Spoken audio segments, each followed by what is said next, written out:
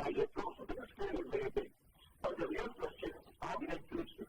How we have entered this particular assembly, because that particular assembly was very, very active. Only the M&A gang, but also M&A will take each other very much into it. If something else, this sort of stuff is done assembly, even matter of great concern, which you people listen to, all the officials will have to take into account. There was an explosive found, and has the Chief Minister now demanded a central agency probe?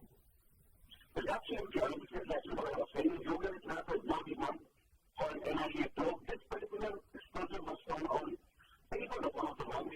This created a sort of sensation in the assembly. The entire assembly was taken aback, all of them were in a shock, and now Yoga International, the Chief Minister, has also had a meeting after that, and in a address to the Americans, has now also demanded a probe by the central agency. Is there any specific intelligence input that he was briefed about? He did call for an emergency meeting to review the status of his security. Was that he found?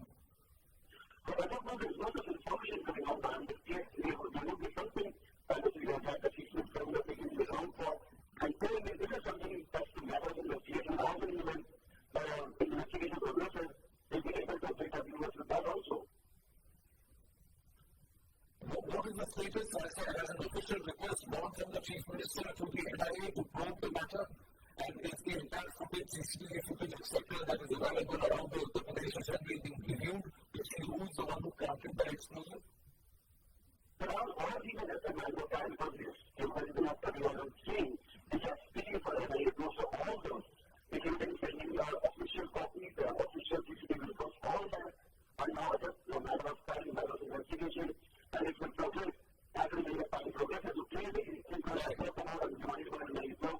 But this will continue in a matter of time. Thanks for the update, Prashant. Moving on. Good news coming.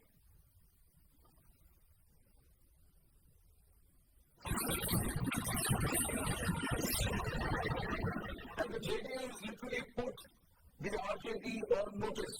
This is the next big voice that is emerging. The other day, we had the JDU very clearly tell Times Now that they leave it up to the RJD to fend for themselves and justify and prove the charges, disprove the charges being made against them, the allegations of corruption being leveled on Lisa Barki, on Tejasvi Yadav, and the call for Tejasvi Yadav to step down as the Deputy Chief Minister. And the JDU saying their evidence in front of the media is not enough. There needs to be more. You need to put the facts out in public.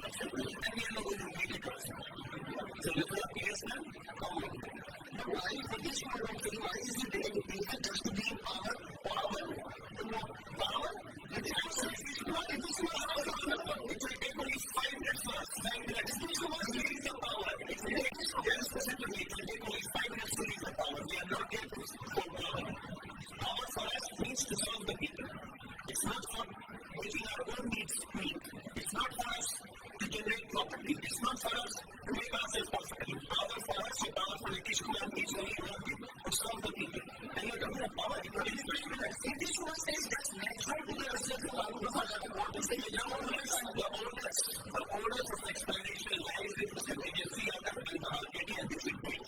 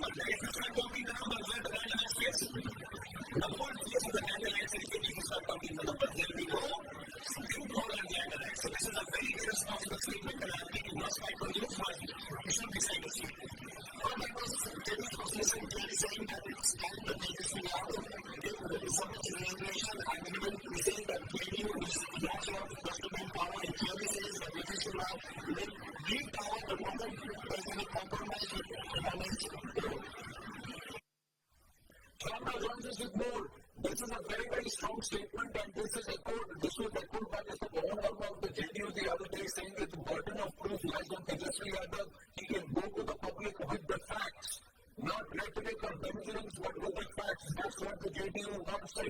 And Ajay Alok also saying the same thing, Shyam. Present the facts. Don't be arrogant is what they say. Well, yes, absolutely, but the JDU is intensified this last call after the assessment of Tejasvi Yadav. Now, clearly, Ajay Alok said that power politics does not mean to make wealth. He's saying on the phone, Mangal Pandey, the BJP with us on the phone, Mangal Pandey जी, उस दिन भी आपसे बात हो रही थी जब पवन वर्मा ने कहा था JDU के कि देखिए उनका जो है आरजेडी के ऊपर है, तेजस्वी यादव के ऊपर है कि वो दुनिया के समक्ष, पब्लिक के समक्ष तथ्य रखें. आज फिर उन्होंने यही कहा है. अजय अमन जी यही कहा है. भारतीय जनता पार्टी शुरू से कहती रही है कि इन लोगों ने भ्रष्टाचार से पैसे कमाए हैं, संपत्तियां कमाई हैं और इनको जनता के सामने आके जवाब देना चाहिए. जनता के सामने ये जवाब नहीं दे रहे हैं और लंबी विभागों के सामने भी जवाब नहीं दे रहे, तो ये लोग भी लगातार पूछताछ हो रही है. अब जनता दल यूनाइटेड ने भी ये तय 4 दिन पहले क्लियर कर दिया कि राहुल जी के अपने पूरे परिवार की जो संपत्ति उसका सोर्स ऑफ इनकम बदलना होगा. 4 दिनों में भी वो नहीं बदल पा रहे हैं. इसका मतलब वो आप है कि उनके पास राष्ट्रीय जनता दल के लोगों के पास राहुल जी और तेजस्वी यादव के पास जनता के बीच अपने को पासा दिखाने के मुद्दे नहीं है, उनके पास विषय नहीं है और वो जनता को ये नहीं बता सकते कि सारी संपत्ति का जो सोर्स ऑफ इनकम है वो वाजिब तरीके से उन्होंने संपत्ति कमाई है. इसलिए वो जवाब नहीं दे रहे हैं. मेरा मानना है कि वो आगे भी जवाब नहीं दे पाएंगे. नीतीश कुमार के लिए अजय लोग कह रहे थे कि उन्हें सत्ता का मोह नहीं है. भ्रष्टाचार मुक्त शासन, सुशासन 25 साल से ये उनकी परिवार रही है और इसको वो कभी नहीं इस पर दाग लगने देंगे. तो उन्होंने कहा कि अगर जरूरत पड़ी तो वो 5 मिनट में इस पद को त्याग देंगे, इस गठबंधन को तोड़ देंगे. आपको क्या लगता है कि जदयू को कब तक इंतजार करना चाहिए? मुझे लगता है कि अब पानी से शुरू कर जा रहा है और नीतीश जी की अपनी एक छवि है. निश्चित रूप से उस छवि का हम लोग भी सम्मान करते हैं. करप्शन को कतई नीतीश कुमार स्वीकार नहीं कर सकते, ये उनका इंगित है. और अब ये भी बहुत साफ है कि आज उनकी सरकार के उप मुख्यमंत्री और स्वास्थ्य मंत्री और उनके परिवार के लोग ऐसे हैं जिनके करप्शन के कई चार्ज लगते हैं. सीबीआई ने केस एफआईआर कर दिया है और सीबीआई कोई भी केस एफआईआर तब करती है जब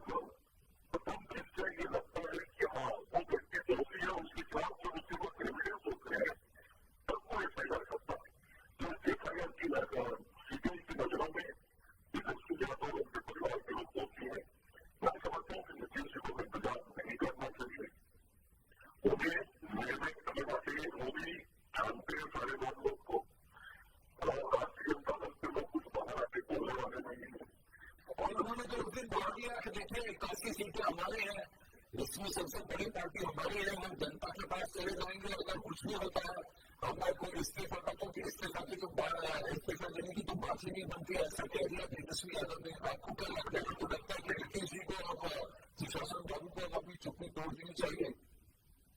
जनता के पास हो जाएंगे तो केवल 55 सीट में आ जाएंगे। ये तो नीतीश जी ने जीवन दान दे दिया, राष्ट्रीय जनता दल को 15 करेंगे। नीतीश जी की जो एक छवि थी, उस छवि का लाभ उठा लिया राष्ट्रीय जनता दल ने। एक उनकी जो टीम इमेज थी, और मैं समझता हूँ कि जैसे जैसे इमेज हो रहा है, नीतीश जी का जो टीम इमेज है वो टेंट हो रहा है, उनकी छवि खराब हो रही है, और बिहार की भी बदनामी हो रही है।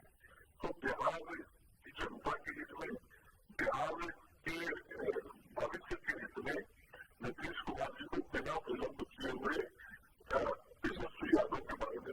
तो भारतीय जनता पार्टी का ये कहना है कि वो नीतीश जी के साथ खड़े रहेंगे। अगर वो बहुत बड़ा कदम उठाते हैं, वो ये कहते हैं कि तेजस्वी यादव को गठबंधन को खतरे में डालते हुए उन्हें ये कहते हैं कि तेजस्वी यादव को पद का त्याग कर देना चाहिए। तो क्या भाजपा इसका समर्थन करेगी और कहेगी नीतीश जी से कि हम आपके साथ हैं, हम इस सरकार को गिरने नहीं देंगे? ये तो परिस्थिति अब नीतीश जी कोई निर्णय लेंगे, और नीतीश जी जब ऐसा कोई निर्णय लेते हैं, उसके बाद भारतीय जनता पार्टी का केंद्रीय नेतृत्व निश्चित रूप से बिहार की राजनीति को ध्यान में रखते हुए, बिहार की जनता के भविष्य को ध्यान में रखते हुए उचित निर्णय लेंगे। अब तक तो जेडीयू की काफी सारी सीनियर वॉइसेस हैं, वो कह रही है। आपको लगता है कि नीतीश जी को भी एक प्रेस कॉन्फ्रेंस बुलाकर अपनी चुप्पी तोड़ देनी चाहिए, अपनी जनता की सोच रखना चाहिए?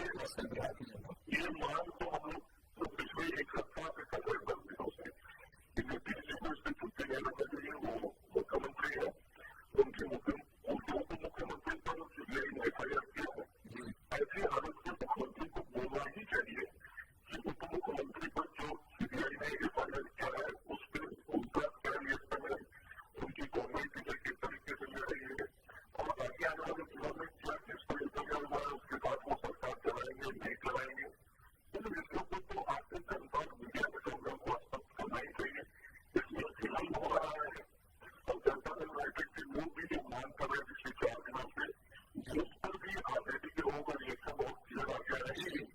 न हम कोई जनता के सामने जाकर अपनी बातों को कहने वाले हैं, न तेजस्वी यादव। आपको सिर्फ नीतीश कुमार जी से यह आग्रह है कि वो अपना बस बताएं, अपने मन की बात करके बिहार की जनता के समक्ष बता दें जो उनके पड़ोसी है लालू प्रसाद यादव की सभी क्या है और करना क्या चाहिए। Thank you for talking to us.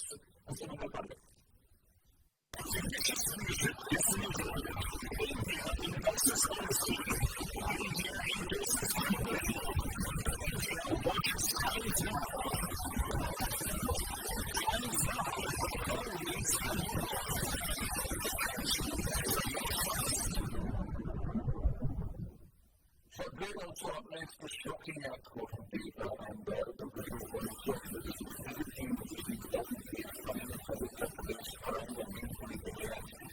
After the entire country traveling and retreating was sponsored by police was even abused and licked and beat up and actually physically challenged China on board the plane.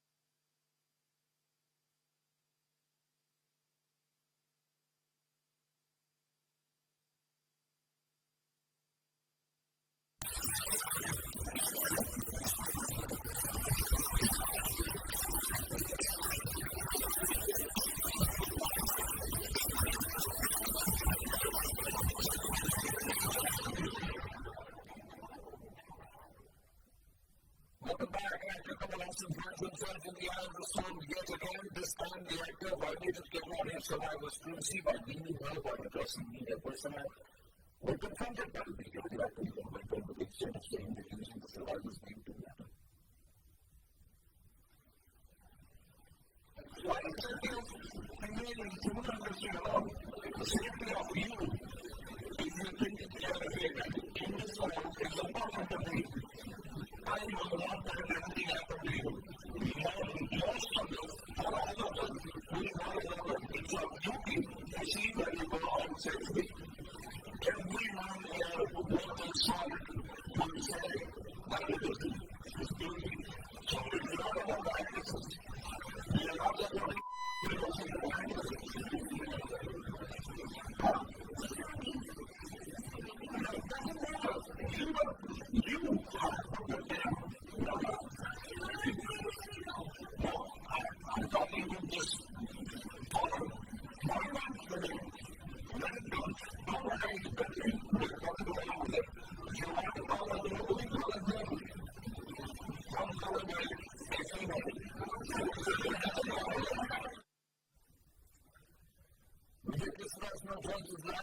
he realized that he had made a huge faux pas there and then came out with another larger explanation. Well, the problem I think so arises first because there were a lot of newspapers and channels also who were naming the victim, but not until the charge of sexual harassment was put.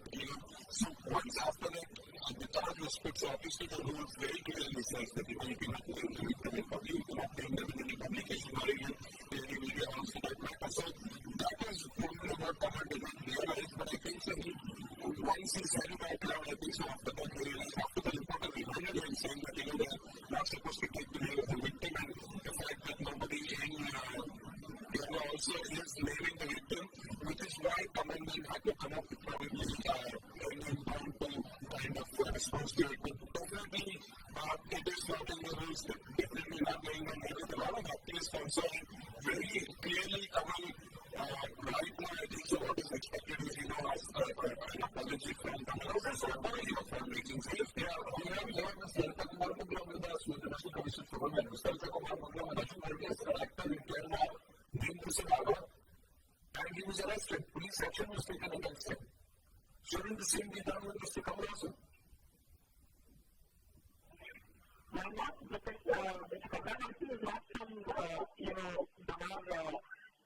unmotivated boy who doesn't understand the seriousness of the situation. And when I think even the media had begun my name once they realized that what were the charges that were filed against us, also we need to be more sensitive. Man who is very much in the public eye, like I stand in the public eye in some way, and given the fact that he has so many current followers, etc., it's a very bad example of respect. One should be very more sensitive towards a woman who has gone through a very traumatic, stressful, very traumatic, very stressful thing. And I wish that he had thought a little before making such an offer customer. And he did not realize when it was pointed out to him by a female journalist who was asking this question, and he said, please do not name the person, sir.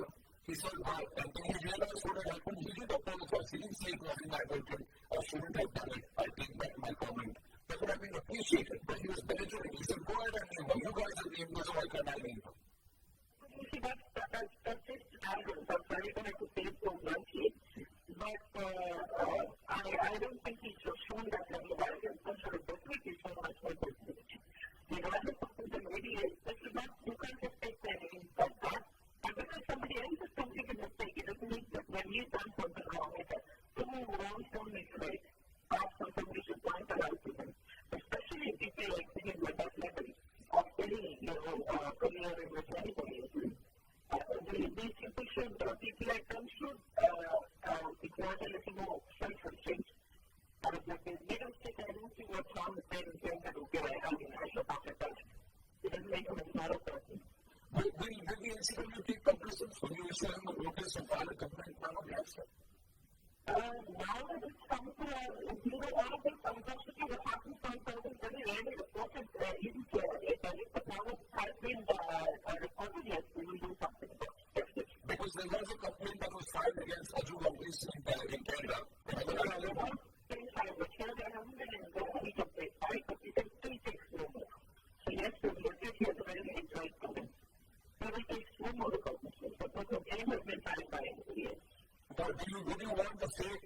restriction for women to take offices? I have no idea if even the state civil chief for women is functional at Tamil Nadu. So I don't think that they have a chairperson at the moment. They haven't appointed anybody. So and there is no military to wait for the state to do it. We can do it on our own. We will take forward. Now that it has come to the doctor and the civil secretary, take forward. So even as you take cognizance, would you also take counsel to get back the practice statement or at least apologize? I'm doing that one in the itself all the time. I want to have a big target to rethink what he said and not to be, belligerent that you used to that. About this, everybody makes mistakes, but if you don't have the compound the mistake by refusing to accept that, yes, I made a mistake. Ms. Lampa, thank you for talking to us this afternoon.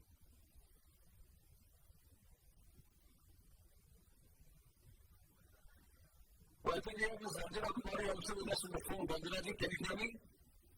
Thank you for your patience. Now I was speaking to Ms. Ranjana Kumari Bhagan. Do you agree with her when she says that not just that the National Commission for Women will take some of the provinces, but Mr. Kamala Singh should get off his arrows. He should apologize for his father. Well, then personally, I expect more sensitivity from him, and also, people like him make this kind of mistakes. What do we expect of the rest of the people in the country? Because also he should be aware of law of the land, and he has violated law of the land. As a consequence, we have to face the charges, and they should push the charges to not only the next commission, but also the police also, because it is violation of the law. And the police is supposed to be law enforcement, so they better take cognizance and register a case against him for having done this. And secondly, also that the consequence of taking a name of a victim like Bofors is much more serious, because everybody is targeting her, everybody is already facing so much of social onslaught, and on the top of that is a man like him doing this, and it's really very sad that he has to retire and apologize if anything against him. Ms. Ranjana Kumari, thank you for talking to us. Thank you for your patience and thank you for talking to us.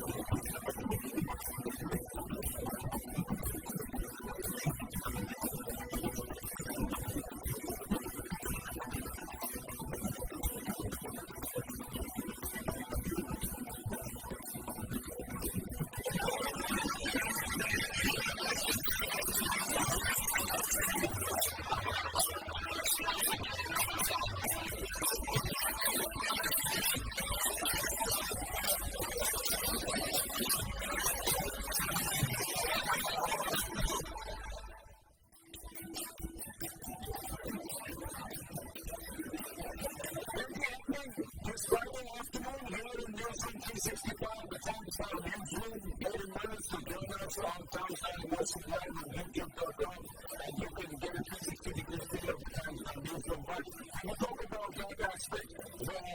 But right now we have to share with you a very, very important development. This is concerning a man who is wanted by the Indian authorities, a man whose passport is due to be revoked very soon. And this man is now being welcomed in Malaysia. He's got a permanent residency of that country, and now he's being invited by them despite Malaysian authorities knowing fully well that India wants Zakir Naik. India wants to hold him to account on alleged money laundering, on alleged misappropriation of funds, on using public platform to spew venom and to brainwash people into turning into radicals, because multiple journalists, multiple people who have owed allegiance to the caliphate, to the Islamic State, have shown to be inspired by his words and his radical teachings and thought. Even the community, the people in India have been turning around and saying that he is a bane to society. He is somebody who we do not want a part of. There have been multiple complaints from the community of Indian Muslims itself against this man because he was one rotten fish who was spoiling the entire mix here. And that is the reason why there has been a clear effort to try and bring him back. But lo, behold, the Malaysian authorities, one of the provinces in Malaysia, is rolling out the red carpet. They have invited him to Malaysia to come and preach and to speak on a public platform, spread his venom. That is the reason they are putting out that he is wanted by Indian agencies. His passport is all set to be revoked. They are trying to do everything to bring him back so that he can account for his misdeeds. And the red carpet has been rolled for him in Malaysia. Vijay Mallya, our executive editor, joins us with more details on the story. Vivek, very clearly, Times Now has information to prove that there is a sinister attempt to try and give him a platform. Essentially, Anand, this is a state of Ketalan in Malaysia, which is holding this international Islamic conference, and for which one of the esteemed guests is none other than renowned fugitive televangelist Zakir Naik. Why has Zakir Naik been invited in a state which is known to be friendly to India, and why is it that he's going there as a free citizen and preaching whatever he is? Because he's a wanted man here by the NIA. He was given multiple chances by the passport officials, by the NEA, to come over and present his case why his passport should not be revoked. But he never presented himself. And yesterday we had the NEA spokesperson on record saying the process is on to revoke his passport. So a person who does not have a nationality as of his own, a person who doesn't have a passport of his own, he is going to Malaysia on 20th and 22nd. He's going to be at this huge stadium where he will be part of the rest of his life. Let's just get this in perspective for our viewers. Just until in the recent past, Michael was disallowed into Malaysia because of his alleged terror links with the LTTE. That's what the Malaysian authorities said. If they were so worried about terrorism being spawned on their side, we have proven beyond doubt that the Indian authorities want Zakir Naik for his alleged influence and in radicalizing minds and abetting terrorism, money laundering to aid terror funding. Despite that, why are they inviting him? Isn't Malaysia now being hypocritical and showing a two-faced approach to terrorism? Shouldn't the international community and India lead the challenge in questioning the Malaysian authorities as to why are they inviting and not revoking the permanent residency given to Zakir Naik? They have a reaction from the scholar Vivek before I come back to you. Kita pertandingan yang betul-betul menyiapkan kajian oleh Dr. Zakir Naik yang kita istimewa yang kita dipuas pada beberapa kali ini. Di samping itu kita diketahui masalah untuk pelajaran kepada jiwa-jiwa dari negara hampir 70 They're looking at it in context of the role he can play in evangelism. That is what the Deputy President of PAS was saying there in Malay. But they failed to look at that context as far as Vaiko was concerned. There they looked at it from the context of the LTTE and his alleged links and empathy towards the communism and the Tigers in Prabhakaran. A defunct terror outfit has a problem. Malaysia has a problem with someone who empathized with a defunct terror outfit more than a decade and a half ago. But they do not have a problem with a man who is being actively pursued by the Indian government for spewing venom, for using his tele-evangelism to spawn radicalism and to influence and brainwash young, impressionable minds and goad them and push them towards militancy, a radical bent, towards violence and towards hatred for other communities. Major General G.D. Bakshi with us. General Bakshi, sir, shouldn't Indian government take this up with Malaysian authorities? Shouldn't they say that we want this man, we are going to impound and revoke his passport very soon, and you are rolling out the red carpet for him? Why? Absolutely. Not only our country, Anand, so many other countries have put this man on a ban, and they are initiating action against him because he is the primary incitory network kingpin. He is the man who goes around lecturing, whipping up emotions, motivating the youth for the causes, and he clothes his rhetoric in a very modernistic garb, which is appealing to the youth, and therefore he is dangerous. I think we need to tell the Malaysians about his past and what the other countries are thinking about him, including the United Kingdom and others. True. Major General G.D. Bakshi, sir, please stay with me on the phone. Sushant Sareen also with us on the phone. Mr. Sareen, please stay with us on the phone. I'm just going to go across to our senior editor, Nikunj Garg, who's joining us with an update from the centre as to how the government is going to respond to this. Yes, Nikunj. In the process of annulling his passport that he holds, obviously once his passport is revoked, unless he procures a fresh passport which will be on the basis of the citizenship if he gets from Saudi Arabia, that is, he won't be able to travel. So unless the Saudis intervene directly and allow him a passport, the government of India's revocation of his passport would put paid to all his hopes of traveling abroad, which he has been doing, moving around freely from Southeast Asian countries like Malaysia, Indonesia, to the Gulf countries and particularly Saudi Arabia, where he is still holed up. So I would sense that the government, with this news breaking at this hour, at this point of time, would certainly want to hurry up that process. The Ministry of External Affairs has gone on record just yesterday saying that process on the request of various investigative agencies is on. And shortly enough, he would be a man without legal documents in a foreign land, which that country should be actually originally obliged under the Vienna Convention to send back to the country of his citizenship. Nonetheless, I think the process of revoking his passport would now be expedited from here on. Nikunj, please stay with me. Going across to Sushant Sareen, that's one aspect. Revocation of the passport should have him grounded. But the other aspect is, why is Malaysia rolling out the red carpet to one terror sympathizer while it blocked the entry of another alleged one, according to them?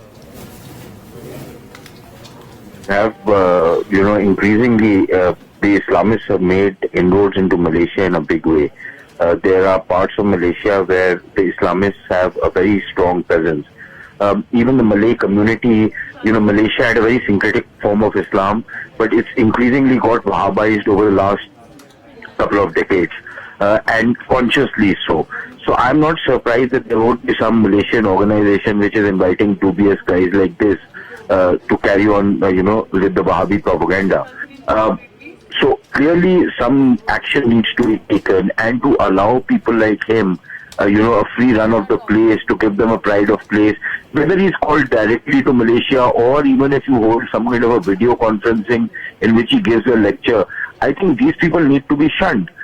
They need to be bottled up. They need to be, even thrown into prison because of the kind of incitement they instigate and the hate they instigate. So clearly, the Malaysian organization which is doing this is out of line, and I don't know what exactly the government can do at the diplomatic level with the Malaysian government, and whether there will be any receptivity in the Malaysian government, which also gets a lot of money from Saudi Arabia and other places. So it's a murky world. We just have to learn to live in this world, and in case you can get your hands back on this fellow, then you must have a swift justice system.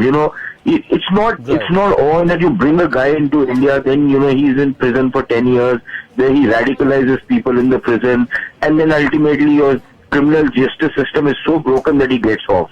So there has to be a swift criminal justice system to put these guys away for long times. Yes. Sushant Sareen, please stay with us on the phone. Major General G.D. Bakshi, now Malaysia is supposed to be a friendly neighborhood. Why can't India raise this with the Malaysian authorities? We certainly need to. There's a lot of diaspora which is there, and Malaysia is a destination of choice for a lot of our tourists. So this is dangerous, because from there it can we have another blowback effect into India. And Malaysia needs to be told of what activities this man has been up to. They cannot be blind to this kind of this thing. They'll be endangering themselves. How do you think India should take this forward? The revocation of passport is one deterrent on the one side where he could be grounded, but he can always procure another travel document to make his way to Malaysia. Should Indian government press Malaysia to revoke his permanent residency? General Bakshi. Certainly, I think that needs to be done in the light of all that this man has been up to. This man has been instrumental motivator in, inciting so many youths to take up the path of terrorism. And his tentacles need to be not allowed to spread. They need to be curbed. True. General Bakshi, please stay with me. Sushant Sareen, do you concur, or is there a better way to deal with this? I think it will have to be done at multiple levels. You can't just rely on any one level. But I think you also need to have some kind of way to be able to take, some kind of covert action against these people. The Americans and some of the other countries are doing it. You tie up with other countries, you can explore the legal and diplomatic options. But I don't know how effective those are going to be if a particular state is so wedded to the ideology of Wahhabism or jihadism, or does not perceive a threat from this fellow, or still feels that they have some use for him. So most of the guys we got from the Saudis, in the recent past, were people that the Saudis actually felt were expendable or wanted to reach out to India. To that extent, we must, welcome that cooperation which we got. But whether we get the Saudi cooperation with a guy as high profile a cleric as Zakir Naik with a fairly large fan following, I don't know. I would have some doubts on that. But that does not mean that India should not keep insisting and should not keep pressing this case. True, Sushant Sareen. I just want to refresh the minds of our viewers if they have just forgotten the kind of vitriol that he has spread in the past. These are some of the words and some of the speeches that he has given in the past. If Bin Laden is fighting enemies of Islam, I am for him. If he is terrorizing America, the biggest terrorist, I am with him. Every Muslim should be a terrorist. These are the preachings that he has been giving out. The other one, as far as religions are concerned, we Muslims know that only Islam is the true religion in the eyes of God. So he has always put down other religions and always tried to fuel this hate. The other one, how can we allow this building of temples and churches in an Islamic state when we know that their religion is wrong? This is another aspect that he has spoken. Now, this is the kind of intolerance that he spreads and radicalism that he pushes. If you do not have the means to marry, then marry a slave woman and give her freedom. These are the comments that he has made. There is more. Whoever does a wrong will be punished for it. So, chopping somebody's hand for stealing is not a bad idea. This is the barbaric ages, the medieval ages that he is wanting society to go back to. Based on the teachings of the Quran and the Sunnah, homosexuals should be killed. This is the man who is going to be given a platform, a red carpet welcome in Malaysia, a progressive country that we are given to understand is also friendly with all the neighbors and moderate and progressive neighbors in the West. They are selling their daughters and mothers in the name of women's liberation. This is a bane on society who is now being given, is going to be invited to speak on a platform of Islamic Conference, Major General G.D. Bakshi. He is deterrent, he is hurtful, Sushant Sareen, not just to society at large, but also to a beautiful religion like Islam, because he is only radicalizing it and presenting a very, very convoluted, contorted version of the religion. See, the question I would want to ask everybody is that did we suddenly wake up to the kind of vitriol and the kind of pernicious language which Zakir Naik uses after the incident in Dhaka? What were we doing before that? He has been on this mission of his to radicalize people and to spread this kind of poison for decades now. We suddenly woke up to it after one terrorist attack. What does it say about the way we are handling this situation? Are we genuinely serious about ensuring that these kind of hate mongers don't get a free run? So I think, there are serious questions that we need to ask ourselves. And the fact that he has been doing this, and there is a strong, section within the Muslim community, not just in India, even outside India, which actually believes in all this nonsense. So you can call it as much distorted as you want to. They will say that we are actually preaching to Islam. So it is also the duty of Muslim clerics in India who say that, this guy does not speak for us, to come out openly and debate this issue theologically and demolish his argument. That just does not happen. So what they do is that they hold a conclave, pass a resolution, and that's the end of it, which means nothing to nobody. You really need to engage in this debate on a regular basis, which is not happening. True. Sushant Sareen, thank you for talking to us. Major General G.D. Bakshi and Nikunj Garg, thank you for your inputs. Moving on from the story for the moment. Taking a very, very short break here on Newsroom 365. We join you with more. After break, Darjeeling.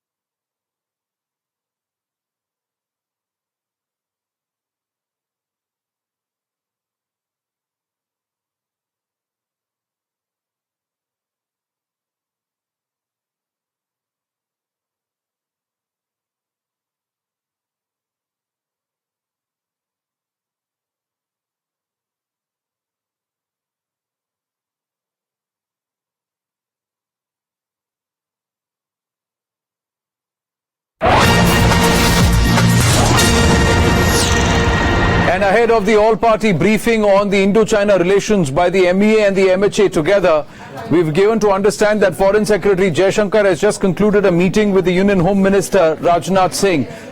Aditi Anantnarayanan joins us with more details. Yes, Aditi.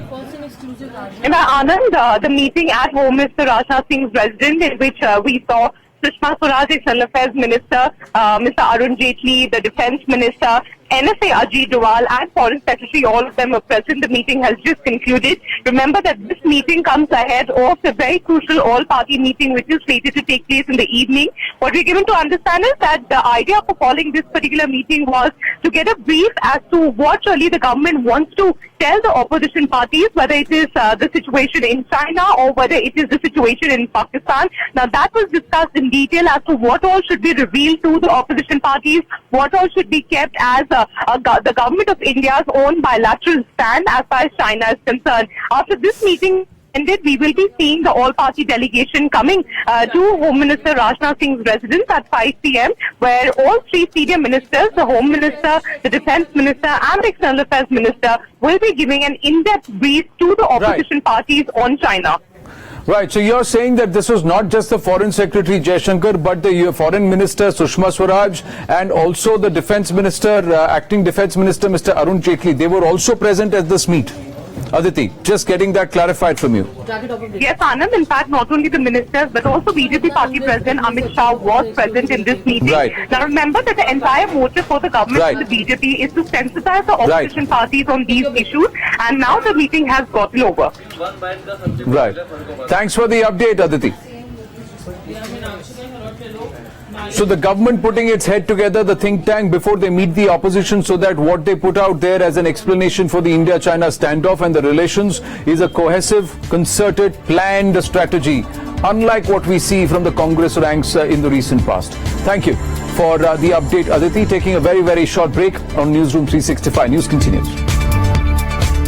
Fictitious viewership decimated. India endorses honesty. India endorses credibility. India watches Times Now. Times Now, always #1. Thank you for your trust.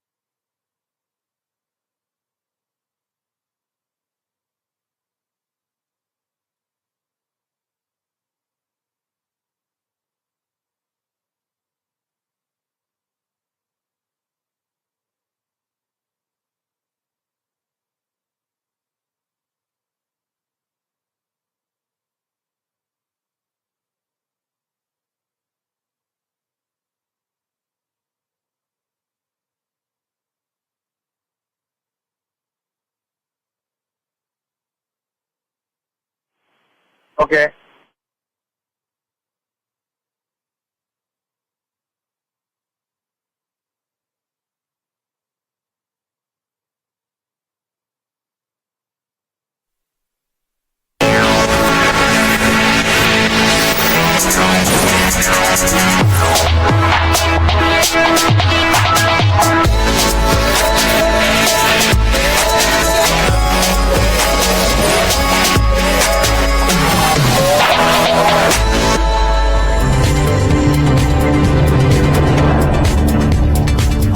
Back on Newsroom 365, let's get a quick check of the headlines. First up, here at 1:30 p.m.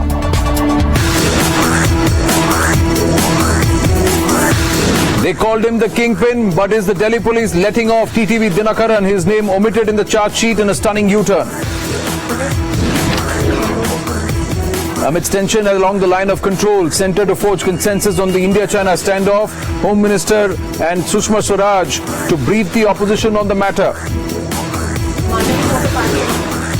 Fireworks expected at the all-party meeting over China face-off. Times now has the inside track of government strategy, but will the opposition be satisfied? Karnataka government's decision to give free bus passes to the SC/ST students, sparks controversy. Students' union calls it appeasement, demands privilege to all students. Kamal Hassan violates privacy of rape survivor by naming her at a press conference. Cornered actor then puts up a clumsy defense. Language row plagues A.R. Rahman on foreign shores. Fans walk out as Rahman sticks to Tamil at his concert in the United Kingdom. As Mollywood scandal continues to get murkier, trouble for actor Dilip continues. His police custody extended until tomorrow. Brutal bigotry caught on tape. A family of 10, including women, children, an elderly and a teenager with disability, brutally assaulted and abused aboard a train near Mainpuri in Uttar Pradesh. Fight for Gorkhaland singes Mamata Banerjee in a fresh escalation. 4 people return Bengal government awards in demand for a separate state. The row over appointment of Ravi Shastri as the coach of the Indian team takes a new turn. Legends hit out at the BCCI as administrators put contracts on hold.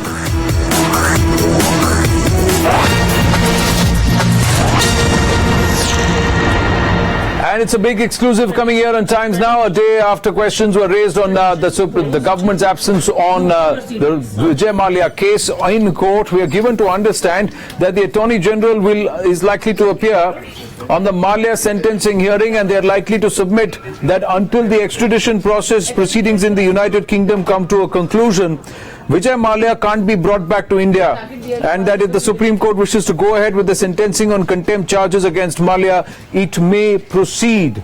That's the verdict coming through the expected, beg your pardon, that's the explanation and to the courts from the government that is likely to be delivered very soon. We are given to understand this is exclusive information here on Times Now. Meenakshi Bhanja joins us with more details. Yes, Meenakshi. Well, absolutely, Anand. This is a very critical hearing which is slated to take place. This is item 56 in the Supreme Court, court number 12, where the bench has just risen for lunch, but it is likely to commence hearing very soon. And we are being given to understand from our sources in the Attorney General's office that it is going to be the attorney who is very much going to be present. And like you rightly pointed out, this particular hearing today is slated for sentencing on the contempt of court charges, which Mallya has already been indicted for in the past on the 9th of April by the Supreme Court.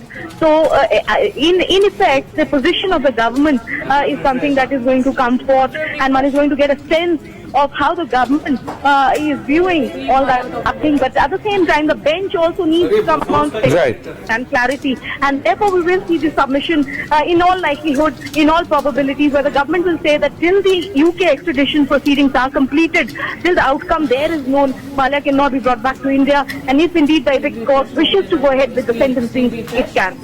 Well, but what does that imply as far as the Supreme Court is concerned? Is this the technicality that the courts were waiting for because they wanted to understand the government's position on the entire matter? And is that what Attorney General K.K. Venugopal will actually present before the Supreme Court? Because if they say that there is no way he can present himself, so the contempt proceedings, then the court has to decide whether they want to actually hold him guilty or say we'll put it in abeyance until the extradition ruling comes through.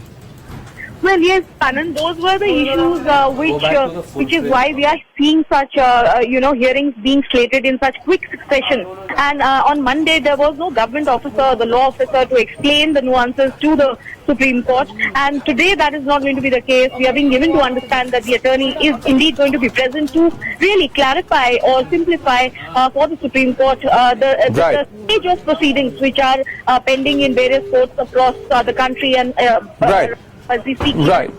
Thanks for the update, Meenakshi. More news coming in.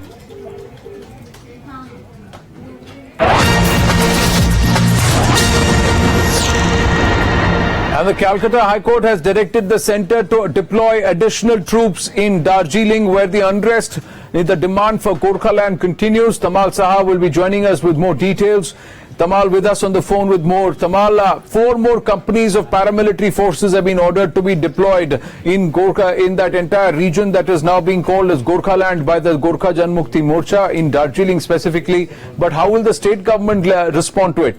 Because hasn't the Mamata government in the past resisted and denied help from the centre? Well, that's a contentious issue because on state government's front, they have been complaining about non-cooperation coming in from central government. Their argument is they had demanded for more central forces and that adequate central forces were not deployed by the central government. However, the central government had dismissed all those allegations. The Home Ministry has said that they had cooperated with the state government and had responded to the situation as and when asked for. At the moment, the fresh development is the Calcutta High Court has now directed the central government to deploy 4 more companies of paramilitary forces and has also asked the state government to check for adequate deployment of forces. There had been an issue brewing in the court with the state government complaining of not adequate forces being deployed, especially complaining about 4 companies being withdrawn from Bengal ever since UP election. The central government had responded that the same 4 companies had been deployed at the Amarnath after the recent crisis, but the court had come down heavily and said there cannot be an alibi, and thus has asked central government to now deploy 4 more companies of paramilitary forces to control the situation over there. Thanks for the update, Tamal. Moving on, more news coming in. Once again, an update coming through from the Honorable Supreme Court.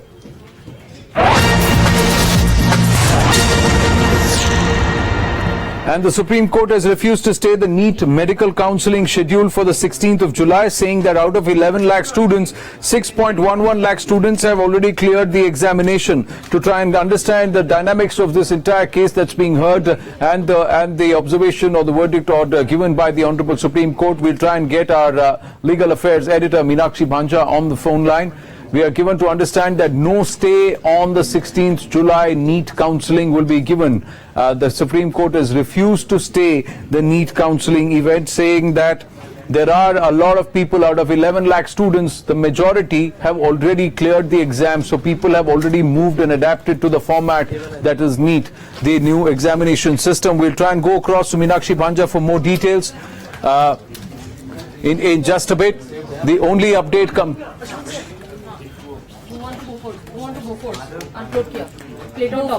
We'll try and go back to Meenakshi in a bit. For the moment, moving on, more news coming through. Plate right on top, Bofors wala.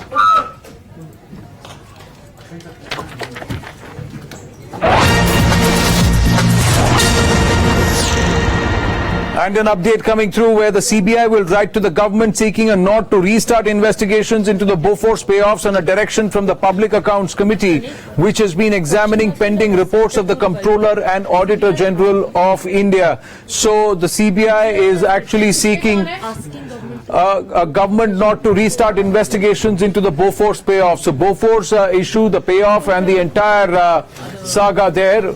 The government is keen to reopen the entire probe, or is it the CBI which wants to reinvestigate? That's something which we have to understand and see what it actually means. We'll try and get more inputs on this story. But as of now, it looks like it's the CBI, which is because the BJD leader, Bhruthari Mahatab, who's heading the subcommittee examining the pending reports, saying that CBI Director Alok Verma has been asked to put up the case regarding systemic failure in the Bofors case. Pranesh Roy, our principal correspondent, joins us on the phone with more details. Yes, Pranesh. That's right, Anand. The details that the Times Now has access so far suggests that the CBI director, like you mentioned, Alok Verma, faced questions from a House panel, and it is the House panel that has recommended a CBI probe, and with that recommendation, the CBI chief, Alok Verma, is likely to write to the government seeking permission to re-look into the Bofors probe. So once again, the big development is that the Bofors probe has been revived by the NDA government, and CBI has been asked to reprobe it. Well, so it is the CBI which is asking the government. It is the CBI which is asking the government to try and reopen the probe, seeking a nod from the government to reopen the probe. Do we have a clarification as the government stand? Have they got the okay? Madhav Das Gopalakrishnan, our senior editor, with us on the phone. Has the centre received this official request from the CBI? Madhav.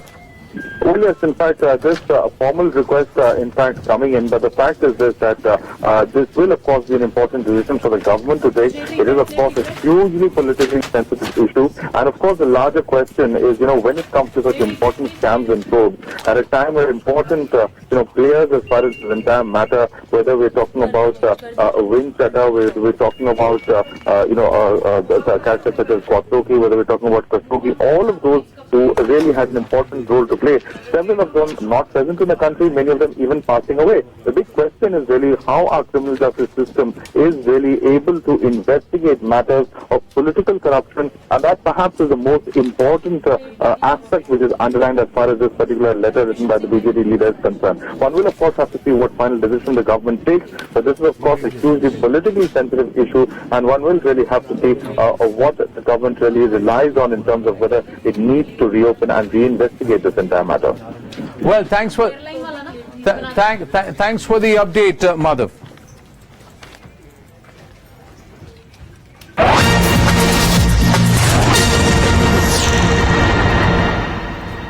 And there is more surrounding Ravi Shastri's appointment as the head coach of the Indian cricket team. Former captain of the team, Bishan Singh Bedi, taking a dig at Shaz via a cartoon that he's posted on his social media handle, Twitter handle. Amita joins us with the details. Yes, Amita. Well, Anand, as it says, that picture says 1,000 words, and this tweet that has been posted by Bishan Singh Bedi, the former cricketer over here, it actually spells out what exactly is happening at the cricket team, because it says Shastri returns as coach, that has been cut, manager cut, team director, or that has been cut as well, Virat's friend, that has been cut as well. So the mutual admiration between Ravi Shastri and Virat Kohli is something which is not very hidden. And you also have, the smirks on the faces of the bowling coach, Zahir Khan, and also you have Rahul Dravid, the batting coach of overseas test cricketers, also looking upon them. So that is something that the ambiguity that actually set up when the naming of the coach was to be announced, and what exactly happened when they said that they might be also taking Virat Kohli's opinion on who will be the next coach of Team India. Atul Vasan with us on the phone. Atul, so there are a lot of memes doing the rounds, a lot of cartoons doing the rounds around Shaz's appointment, and Bishan Singh Bedi tweeting one of those. I know, I saw that, and I think it's quite funny though. So I would not, and Bishan Paji is known to be, quite humorous at that, and straightforward and candid. So we've tweeted that. So I think it should be taken in that same tone. Because there are a lot of them doing the rounds, because whoever was going to get the job would have borne the brunt of these jokes, because that was what was going to be said. After Virat Kohli put his foot down on Anil Kumble, whoever got the nod as the next coach would have had to face this. Yeah, because this is, now how the whole thing has panned out. This is a perception in the market. And I think you'll have to actually do a lot to get over this perception, and how it will pan out in the future tours, we'll see. But I don't think so that Ravi Shastri is such a pushover, knowing him. Ravi stands his own ground, and probably Virat also is smart enough, and he would hate to have a yes man, a relationship cannot progress, especially of a coach and a captain, if that is the kind of tone and tenor. Well, he has, it is a joke that is doing the rounds. It is laughable, like you said, it is quite funny. And it will be nice to see what Bishan Paji actually thinks of it when he put this post out. Did he do it in good humor, knowing fully well that Shaz also has a good sense of humor? Or does he have a stronger opinion which manifests itself via this post? Atul Vasan, thank you for talking to us.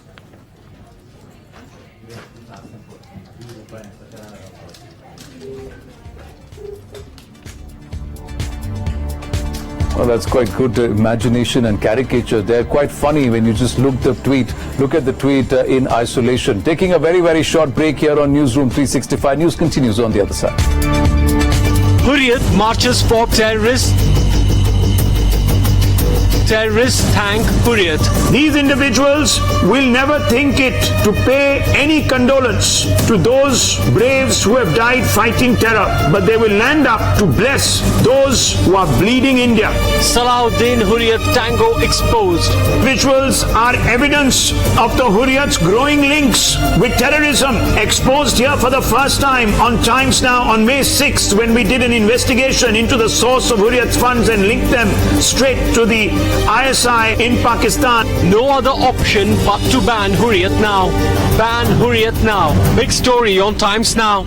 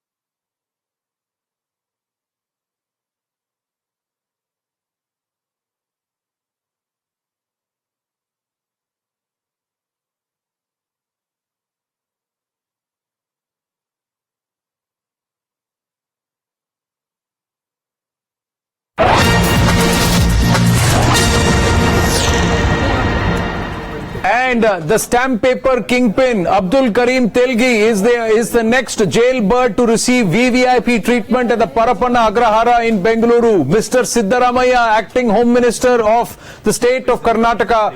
What is going on right under your very nose? The DIG exposing the fact that there are a lot of wrongdoings happening. If there was a private pantry and a kitchen that was being accorded to Sasikala Natarajan, a convict, Abdul Karim Telgi convicted of fraud and counterfeit in the stamp paper and the controversy. has been exposed. There are visuals that Times Now has accessed of him getting a foot massage. We will try and put that out. These are the visuals coming across. Now look at it. Now will Siddaramaiah say anything? This is a convict, a jailbird. Look at the luxury accorded to him in his room. There is a foot massage that is being given to Abdul Karim Telgi, the masseur there, and then look at the luxuries that have been accorded inside a prison cell. This is a maximum security prison which has now become a VVIP prison. You can buy your privileges inside the Parapanna Agrahara in Bengaluru. So will all convicts now be making a beeline to this place where they can buy themselves the luxuries of a 5-star hotel? They will all be 5-star caddies. So if Sasikala was the first one that we exposed, this is the second one that we exposed. The list of 5-star qaidis, in the Bengaluru Central Prison just grows. Wonder how much money the jail officials have already pocketed and whether or not there should be immediate raids conducted at their premises to see the wealth that they have amassed at the cost of these convicts who are ready to pay them to get their privileges inside jail. S. Prakash of the BJP with us. Sir, what is happening inside the Bengaluru Central Prison? Are they letting it out to people at daily room rates? Is that the case that you're getting? Like a 5-star hotel, you get spa services, massage services, and Abdul Karim Telgi is getting foot massage inside. These are the visuals. Yeah. It is DIG Rupa's allegation. Her report is now vindicated by the video which is released today. It clearly shows Telgi is given a 5-star treatment inside the cell. To avail such facility, huge money is exchanged. Without the influence of money, such facility cannot be obtained inside the jail. Her stand is vindicated. The government has lots to explain about it. They cannot offload the responsibility over the officials, including the government is responsible for the sorry state of affairs inside the Parapanna Agrahara. Sir, the acting home minister of the state is Mr. Siddaramaiah. Yesterday when we exposed the treatment being given to Sasikala, he said we will transfer Sasikala out of the jail. He didn't want to take action against the jail officials and the jail superintendent and the DIG. No, they must initiate action. We have 2 home ministers, one super home minister, Mr. Kempaya, and the home minister now Siddaramaiah. These high-profile prisoners must be shifted out of Bangalore, part 1. Secondly, the action must be initiated against the jail superintendent who claimed that the D. Rupa does not know the rules. He has on record. He says he is not aware of the jail manual. It's an total indiscipline he has displayed to defend himself. Now that the video evidence shows clearly he is in hand in gloves with all these criminals, he should be also shunted out and action should be taken against him. Absolutely. We also have Mr. Rashid Khan with us on the phone. Sir, what is going on inside the Bengaluru Central Prison? Why is this VVIP treatment being given? There is a special western toilet that is being accorded.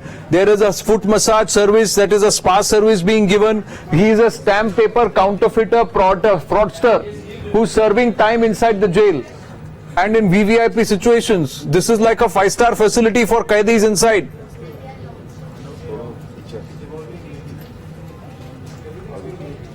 Sir, can you hear me? Good afternoon. This is Anand Narsiman here. Mr. Khan? Well, I don't think we have him on the phone. But Mr. Prakash, what should be done? Should Mr. Siddaramaiah immediately apologize to the people, and should he personally go and inspect this place and say that it is the jail authorities who will be transferred and sacked and suspended? Nikhil Joshi now joins us with more. Nikhil, so Mr. Dinesh Gundurao with us. Good afternoon, Mr. Dinesh Gundurao. This is Anand Narsiman. Sir, what is happening inside the Parapanna Agrahara? Yesterday we talked about Sasikala. Today it is Abdul Karim Telgi. He is receiving a foot massage inside, spa services inside for 5-star qaidis. See, now we've heard that there is some statement made by somebody.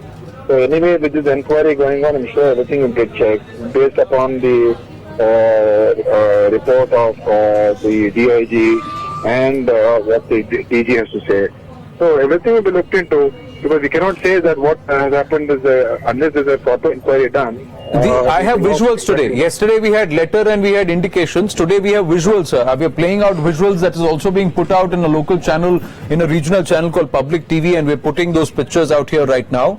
And this is Abdul Karim If such a Telgi. thing is happening, then I'm sure the department has to take strict action, and all of these officers who have allowed this to happen, and see to it that nobody gets extra preferential treatment. And those responsible for this, I think the government should take strong action against them. Because I'm sure you would appreciate this is serious, because this is the maximum security prison in Karnataka. This is right in Bengaluru, and the acting Home Minister of the state is right now Mr. Siddaramaiah.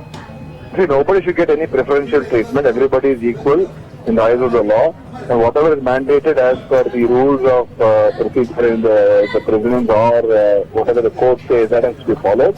And if there is any deviation from that, then definitely it is something which is an offence. Because and who is committing this offence, so there have to be action has to be taken against them. You are also well versed. You are also well versed that this is not a VVIP security prison. There are no special VVIP cells, and the courts have very clearly said that Sasikala or anybody else should not be getting VIP treatment inside the Parapanna Agrahara. So if this is happening, there is a brazen flouting of norms, and some people are filling their pockets with dirty money. These are all jailbirds. Your information and whatever visuals are being put out will also be examined, and suitable necessary action has to be taken, and should be ensured that in the future also these things don't happen. So the government will definitely look into this with all seriousness and take the required action against those people who are allowing this to happen, if it is happening.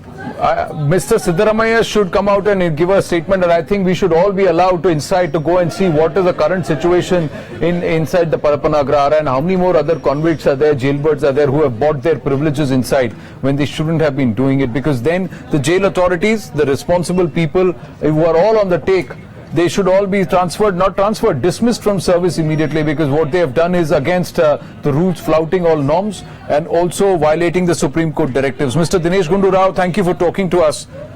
Thank you.